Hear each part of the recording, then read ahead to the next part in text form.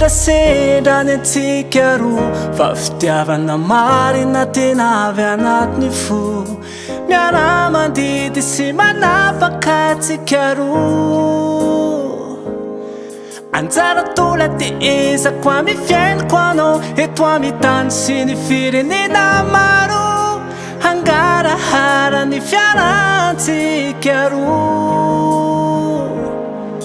zao mivoady anaty en'Andriamanitra hirariako imasiny zao tontolo izao tsy verin-dalana fa hiaraka aminao aty amintsika roa masiny zao tontolo izao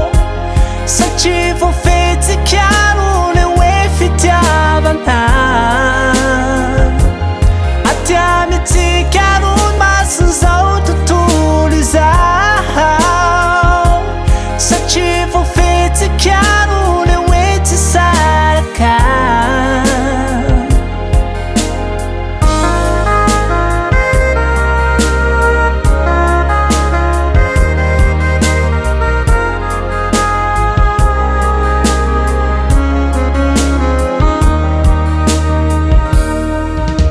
Laharapamegna ny fitiavako anao vade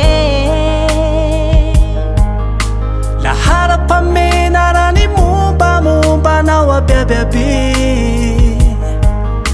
anatany toromarika sy ny amehate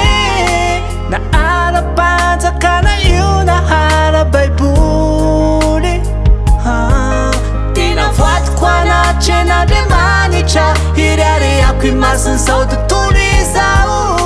tsy verin-dalana fa hiaraka aminao aty amintsika roa masiny zao tontolo izao satria voafetsika roa le hoe fitiavana aty amintsika roa masiny zao tontolo izao satria voafetsika roa le hoe tsy saraka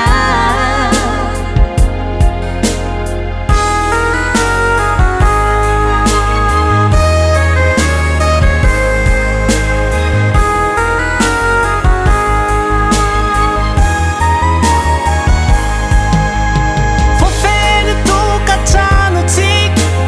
voafeno adiaditsika voafeno eo tianibatsika voafeno biso sy je t'aime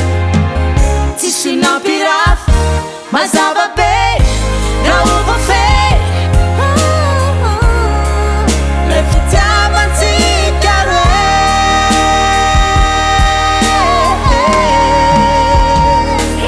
aty amintsika roa masiny zao tontolo izao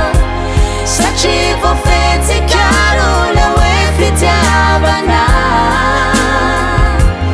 miaino antsika roa sofy zao tontolo izao satria voafetsika roa le hoe mandraky izao miteny antsika